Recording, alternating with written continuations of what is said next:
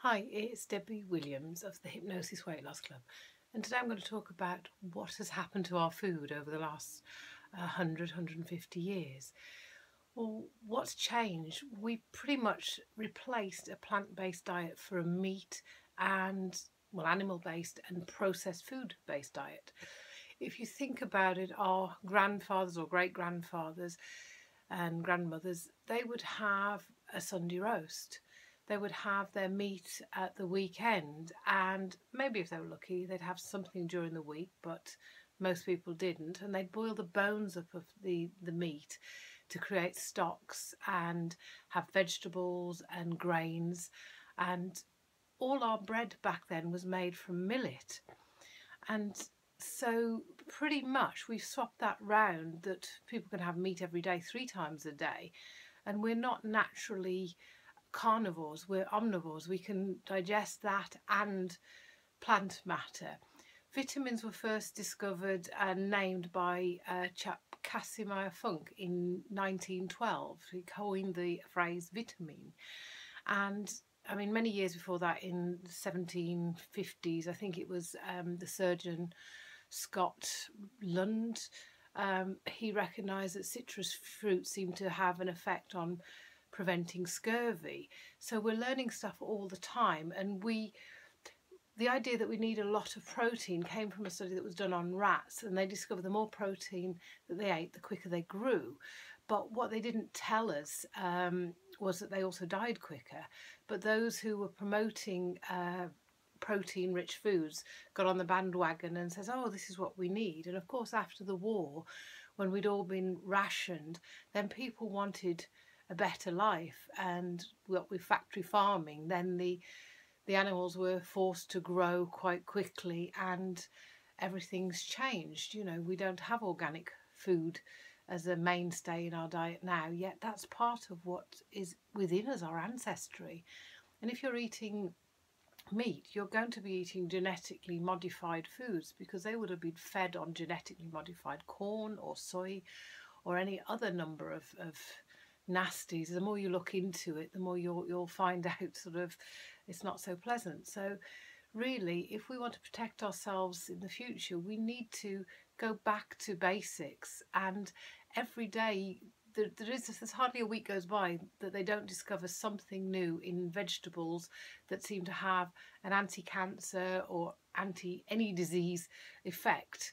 Phytochemicals means plant chemicals, and we've discovered that in substances found in nuts and seeds seem to prevent damage to our cells' DNA. There's substances in broccoli and cabbage that seem to sweep toxins out of the cells. There's study upon study upon study that's showing us that we need more vegetables in our diet. And if you think about it, when a carnivore like a lion takes down a gazelle, the first meat that he goes for is in the intestines to get his plant-based foods from. And if you think we need meat for protein, well, where does a cow get its protein from? It's the grass, you know, the green matter. So we've kind of been marketed that we need sort of high protein to survive. And of course we do need protein, but it's made up of like an alphabet of amino acids, and 8 of which are essential. And if we eat cow protein, it has to be broken down so that we can make it into human protein. And there's challenges with that, you know, sometimes our body can't quite break it down and get all the nutrients out of it.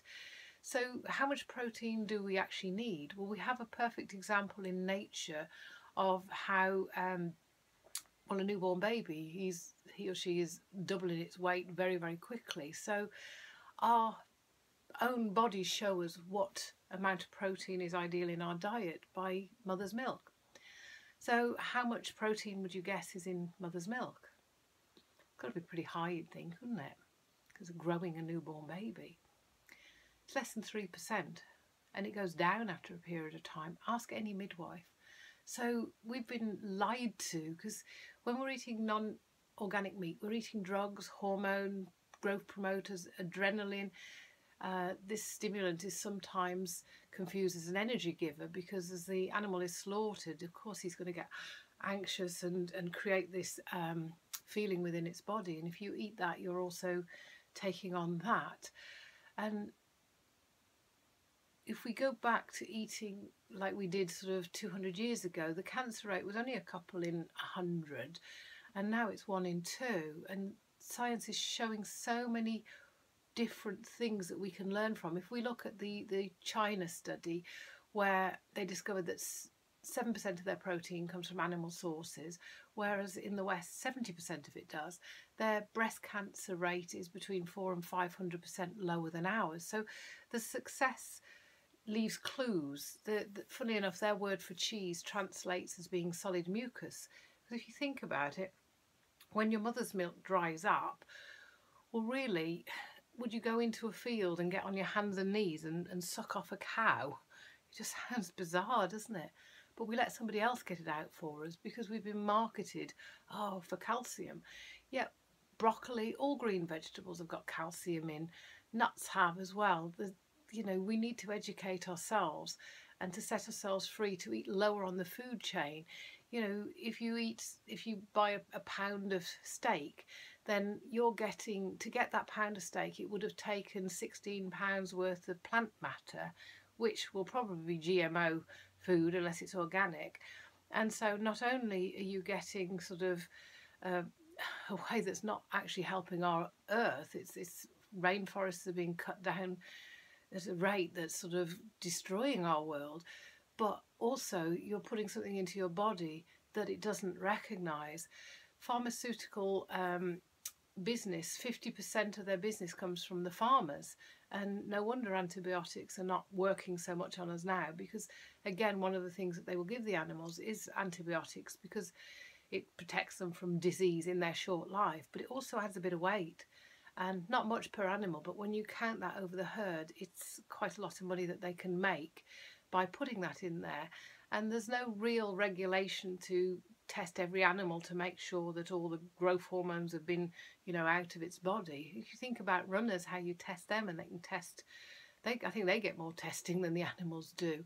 So I'm sharing this with you because I want you to think about what you're actually eating, and maybe to look at some of the other videos and some that I'll record that will inspire you what science is discovering. That's one of the easiest ways to lose weight is up your diet of nutrient dense yet calorie poor foods. And nutrient dense is from the plant kingdom. And even if you don't like plants, then there's a way that you can juice it and put your hand over your nose and think, oh, this is doing me good. And the weird thing is, over a period of weeks, you'll start to actually crave them because your body will go, yay, I've actually got some real food coming in. And same way, if you give up sugar a month later, oh, somebody put sugar in, it's like, oh, I don't like this. Whereas the first week, it's like, oh, I don't think I never do this. Maybe I'll give up tea. So practice makes perfect. And great talking to you today. Bye now.